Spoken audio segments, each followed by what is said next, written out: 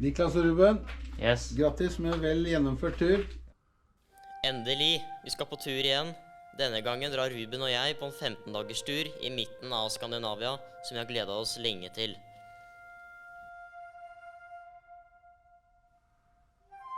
Reisen starter i Gutelia nasjonalpark, går videre innover til Tøfsingdalen nasjonalpark, gjennom Rogen villmarksområde og Femundsmarka på langs, i både norsk og svensk villmark.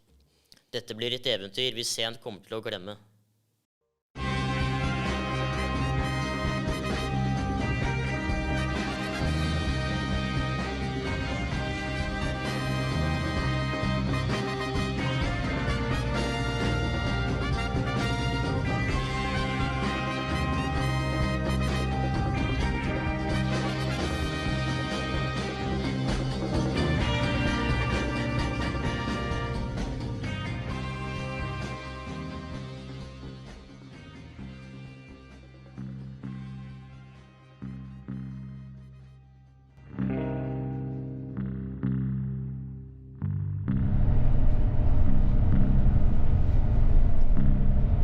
Hei, da var vi på tur igjen, og denne gangen er vi i Gutelia nasjonalpark.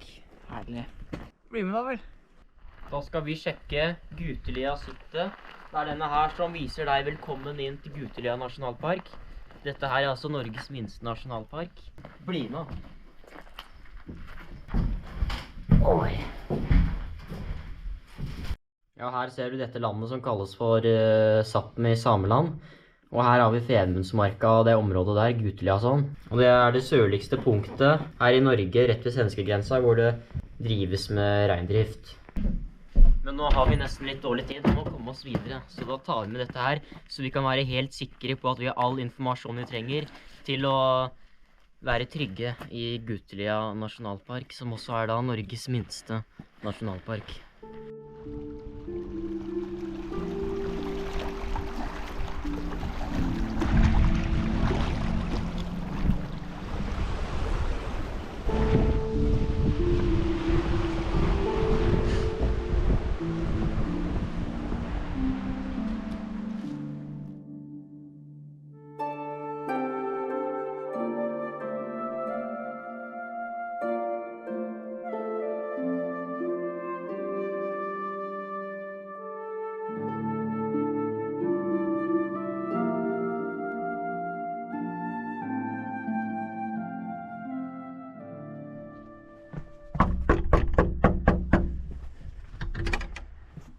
Hallo, Hei! kom inn.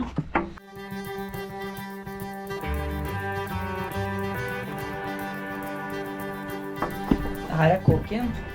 Her er ovnen. Der. Her er kona. Min kjære hustru. Der er hun. Hun er ikke med oss lenger da. Ja. Herlig.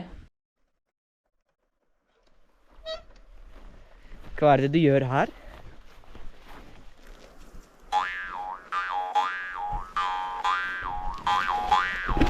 Ja, nå er vi her på Gutelisetra, og den er vært i bruk fra 1700-tallet til 1949.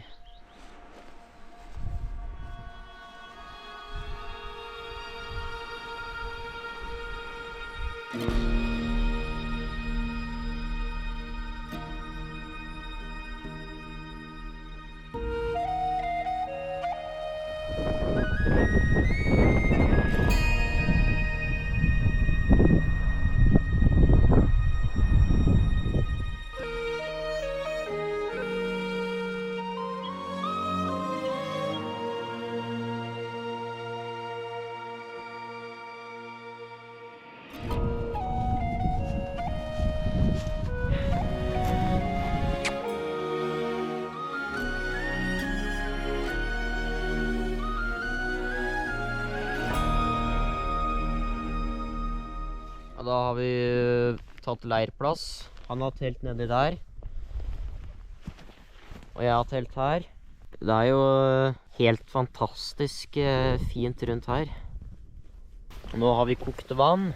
Ja.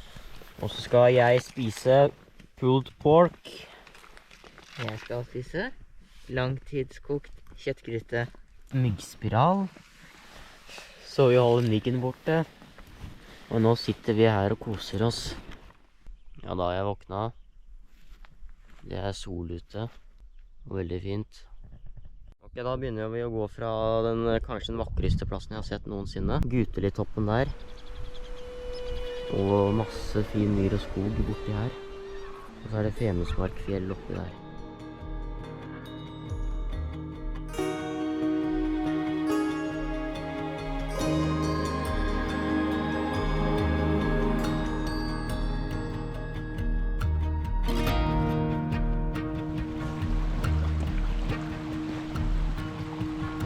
Ja, du kan ikke gå.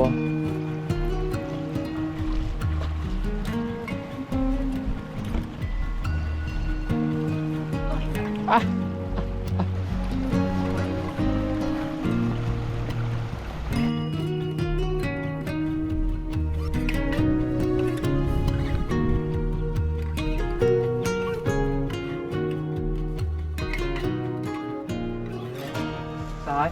Den her fant jeg. Se.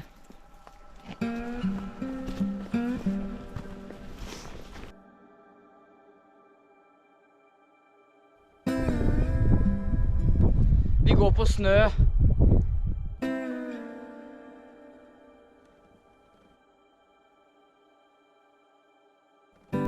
Ja!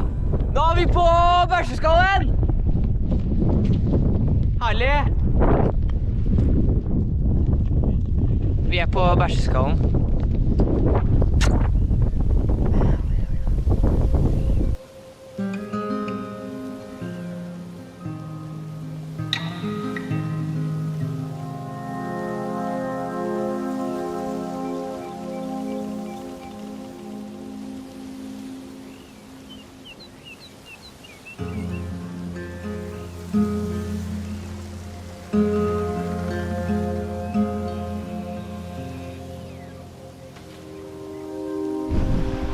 Ok.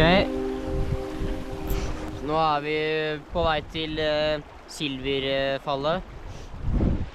Og det gjerdet her Symboliserer rasisme. og dette gjerdet her, det er svenskegrensa. Og for å komme oss til Silverfallet, som er rett der borte, så må vi komme oss over dette gjerdet.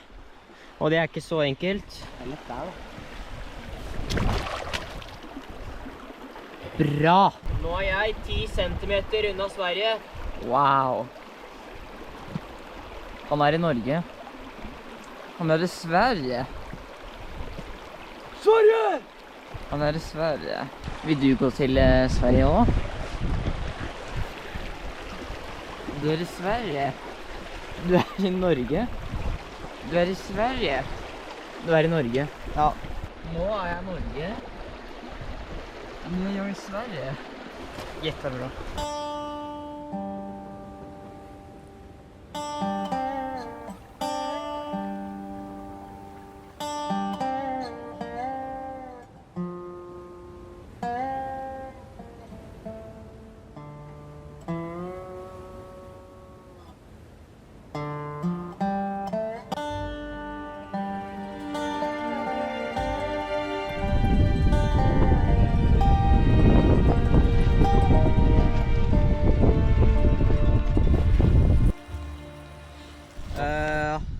Nå har vi slått leir.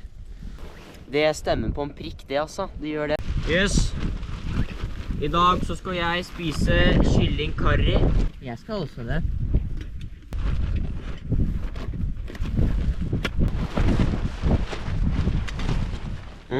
Dette skal smake...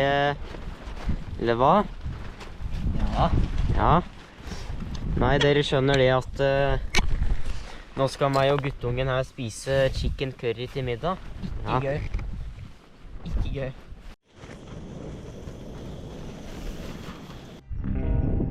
Det er deilig med kaffe om morgenen. Da har vi pakka, og så skal vi opp der.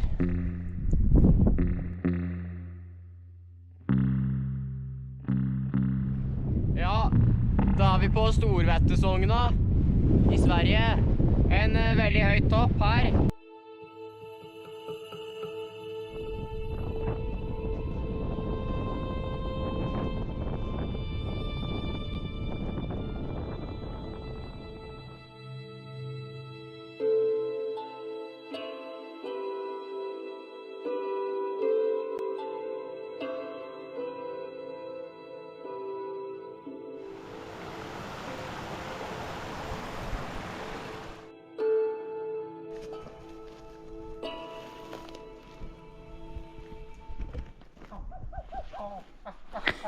Vi prøver å jage oss vekk fra ungene.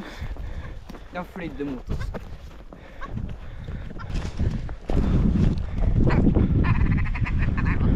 Med en gang den flydde rett mot meg.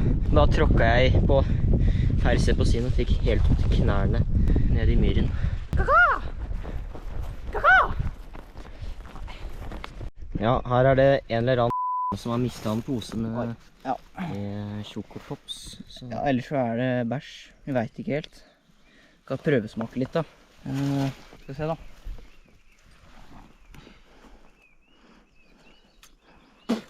Ja, det var bæsj. Det var godt vi ikke tråkket i den. Ja, det var bra.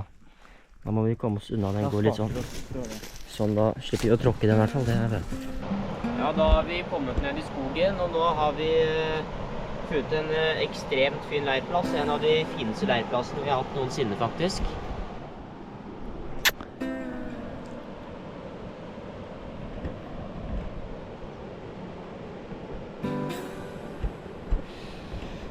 Slåss med skybert eller noe. Ja, det var stor plask.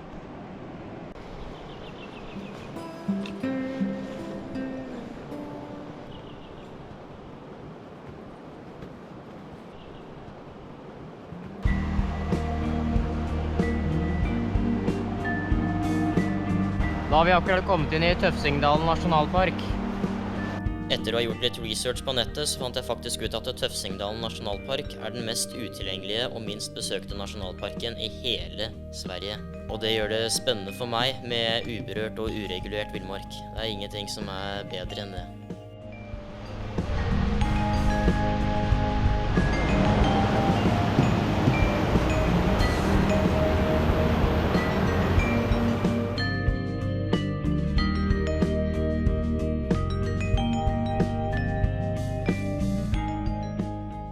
Samtidig er det også veldig vanskelig terreng med ingen stier og ekstreme mengder med knott, mygg og klegg. Ja, det stemmer. Vi kunne jo ikke ta en eneste pause den dagen. Hvis vi sto stille i mer enn 3 sekunder, så ble vi spist ihjel av knott, liksom. Da vi var der, var det jo 30 varmegrader, selv om det var 800-900 høydemeter over havet. Og det er veldig sjeldent. Og ikke en sky på himmelen. Flere vil jo tenke at 30 grader og skyfri himmel er digg, men det var det virkelig ikke. Varmen gjorde oss veldig tørste og dehydrerte, så da hjalp det ikke at vi ikke hadde vann i vannflaskene. Og vi fant jo ikke noe vann heller. Så etter dette så lærte vi at man alltid må starte dagen med 1 liter vann i sekken og fylle på flaskene så fort man får muligheten. Alt i alt så er Tøfsingdalen en fantastisk nasjonalpark, og jeg angrer ikke på at vi dro innom her. Jeg synes faktisk at det var den mest spennende delen av turen, men jeg vil fortsatt ikke anbefale en vanlig friluftsentusiast å besøke Tøfsingdalen nasjonalpark i sommertid.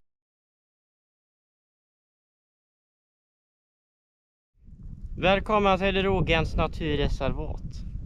Jättebra, jättebra. Jeg lurer på om vi faktisk akkurat har kommet inn i Dalarnes land, som er et fylke i Sverige.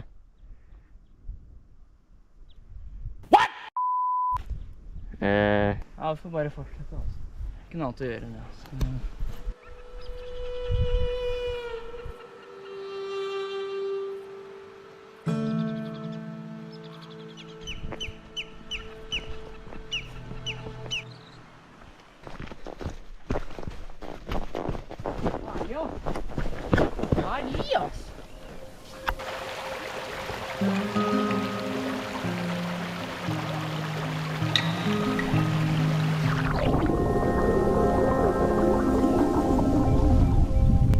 Her er til fremtidige Niklas skal redigere dette her.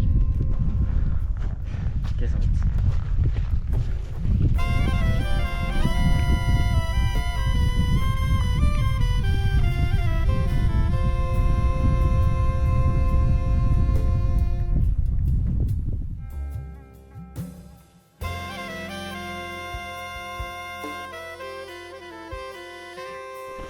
Ja. Ja, nå har meg og guttungen kommet frem til Rogenstuga. Se her. Jättebra.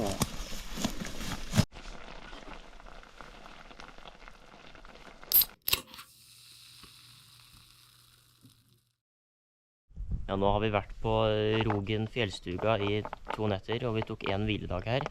For det er greit å ta en hviledag en gang iblant. Så da sier vi ha det til Rogen fjellstuge. Ha det bra. Ha det.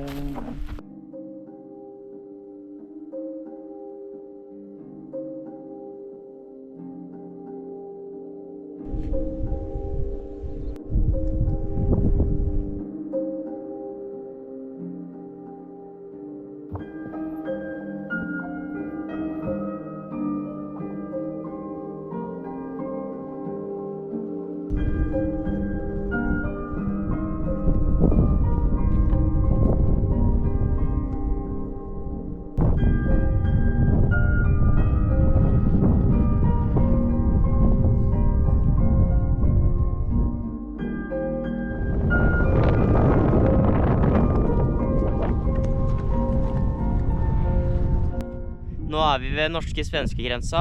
Nå har vi vært i Sverige i en uke. Og nå, om noen få meter, så er vi tilbake i Norge igjen og skal være der i en uke.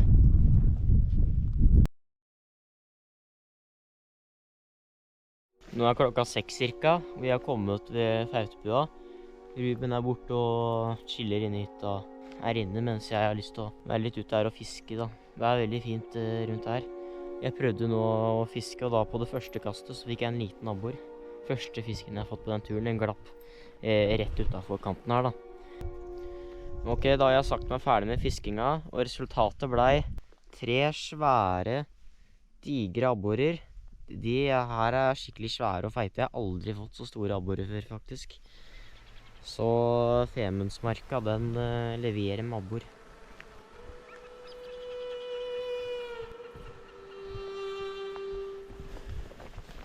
Hei. Oi. Bare tyter. Verste. Ja. Det er den abboren jeg fikk. Får smake. Jeg har ikke tatt noe krydder på den. Herlig, altså. Jeg har lagd boller med hvetemel og vann. Og så jeg bare varmer det opp, egentlig. Smaker godt.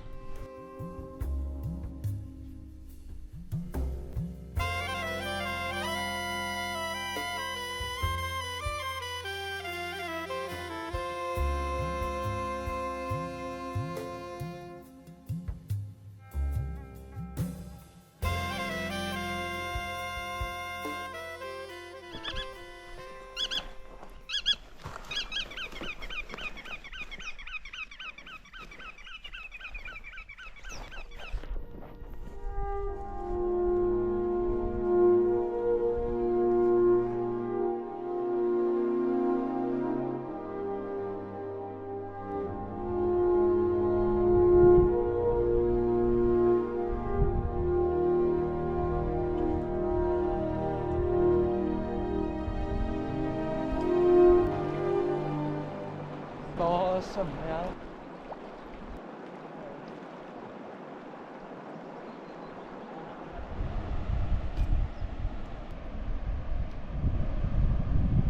Nå fant jeg et beverhus i Røaelva.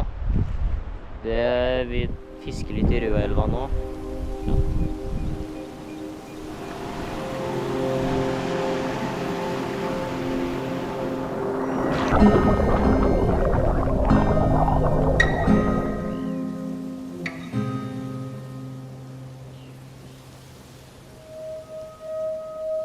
Nei, nå har vi gått tom for mat.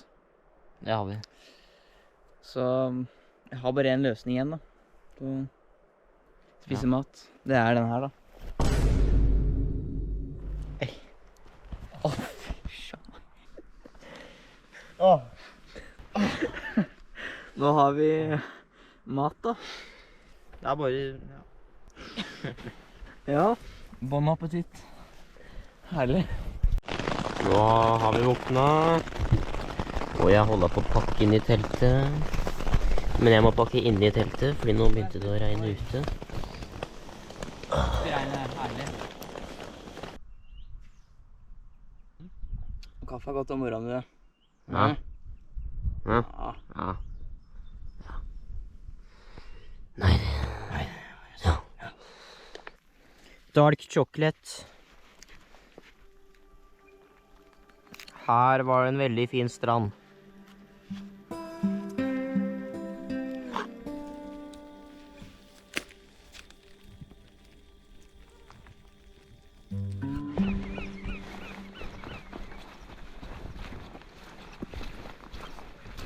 Se over det.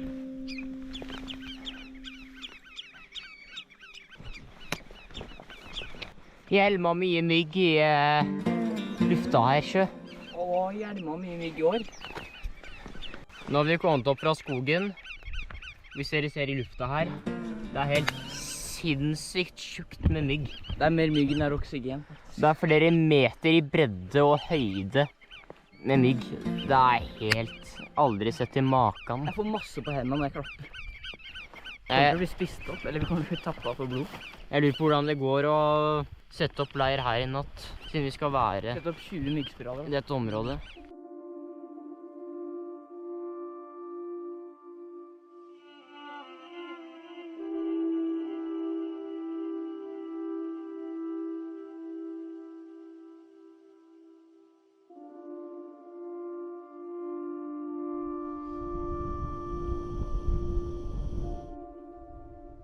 Det er ikke lov å filme andre. Det er ikke lov å filme andre, vet du. Nei, nå har vi satt opp leir på Røvelsønnan. Det pøsregnet skikkelig i stad med en gang vi kom hit, så jeg er ganske klissvåt nå. Men nå står jeg her ute og koker vann, så vi kan spise real, ja. Da blir det pasta bolognese til middag. Det blir deilig. Nå er vi på dag 11. Det regner ekstremt mye ute, så vi har bestemt oss for å være inne i teltet i nesten hele dag. Vi begynner å pakke sammen når regnet slutter, som er cirka klokka 6-7 på kvelden.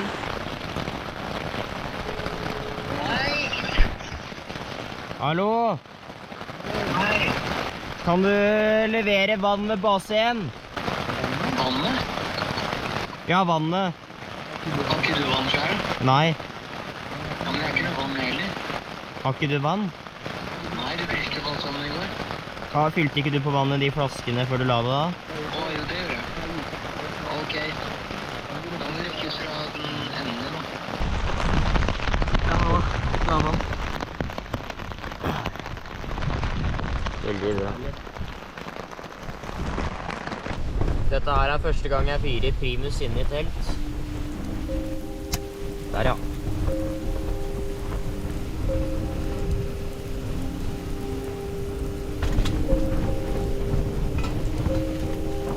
Supert.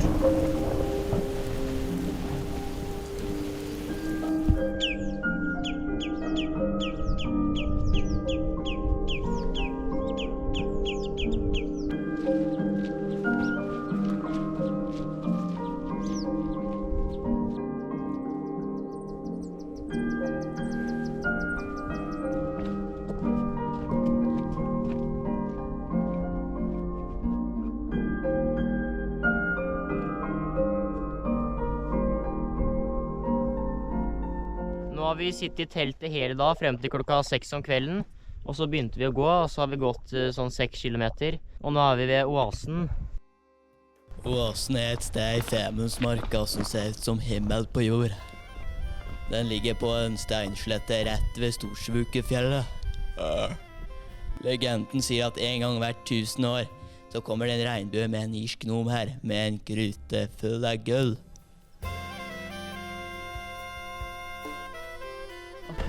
Er det ikke noen der irske Hvorfor ble det rikere? Nå skal vi opp på regnbuen her. Vi skal gå over regnbuen, og så skal vi bli millionærer. Hva hoppet vi den fyren her da?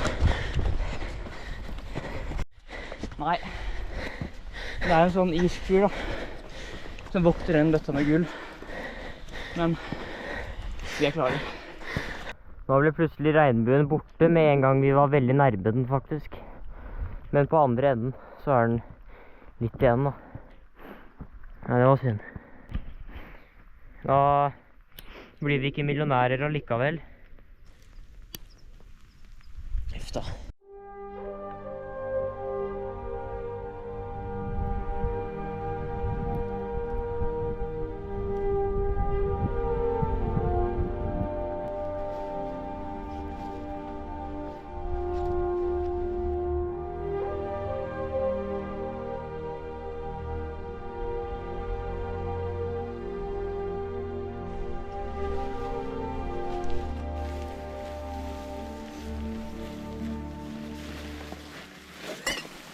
Ja, herlig da.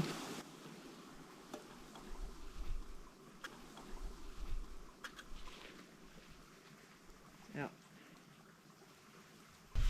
Ja, jeg sier det da. Den er litt løslete. Er ikke det lov å si da?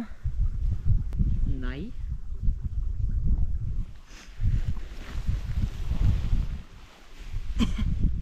I hvert fall ikke.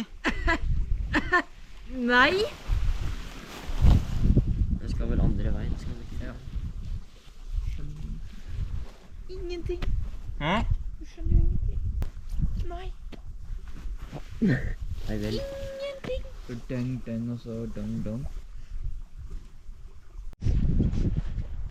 Da blir det pasta carbonara til middag, en svensk versjon av Real.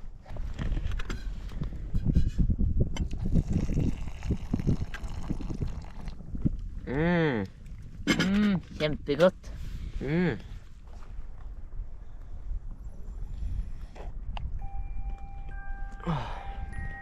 Var det varmt vann, eller? Tilsett 4 dl kokende vann ned på G, ja.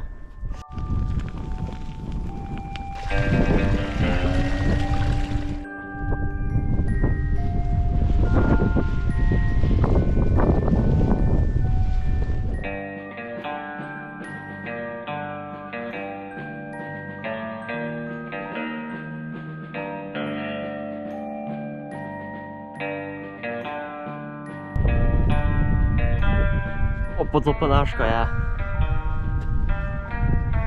Og campen vår i dag, den var hver en plass, ja.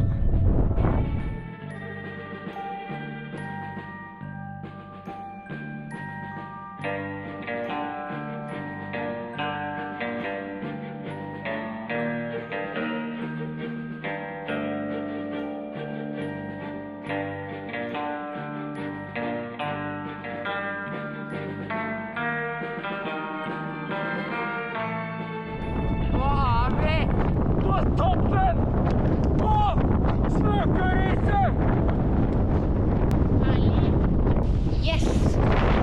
Jeg vil hjem! Jeg vil hjem! Jeg gidder ikke mer! Kjedelig! Jeg vil ikke mer!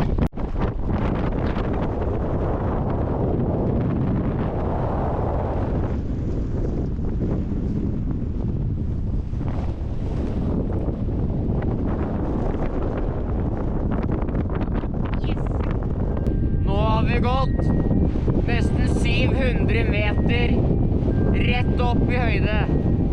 Herlig!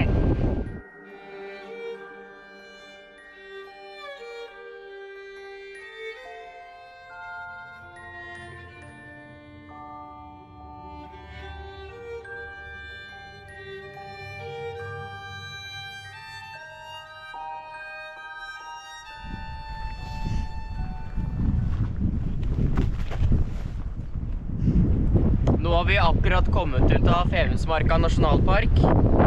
Det har vært veldig herlig inne i Femundsmarka nasjonalpark, men nå er det på tide å si ha det. Ja, det blir Ja, det. Vi ses igjen. Ja, vi gjør det. Nei, det var pulver på bånd, jo. Æsj. Nå går vi fra Sukeriset. Nå har vi vært her en natt på betjent hytte og fått 3-retters middag her. Det har vært sjukt nice. Ja, det har det. Ja, det har det. Real energy drink.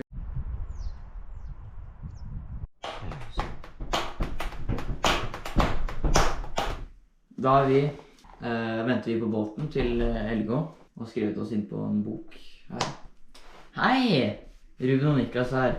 Vi er nettopp ferdig med 15 dagers tur fra Gutelia til Rogen, og Rogen til nord i Femundsmarka og sørover. Vi er bare 15 år og gått 160 kilometer, og det har vært alt for lett. Men det har vært en veldig fin tur. Og så har vi skrevet abonner på Niklas Nordmann på YouTube for å se hvordan det gikk. Håper du gjør det da. Du da?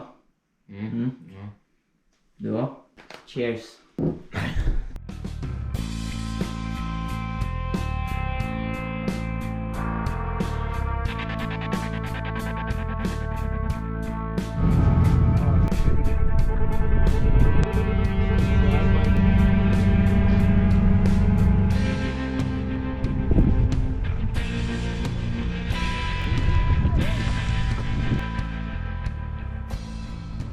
Niklas og Ruben, Yes. grattis med vel gjennomført tur. Ja, takk. Det er ungdom som dere vi trenger her i landet. Ja. God tur videre.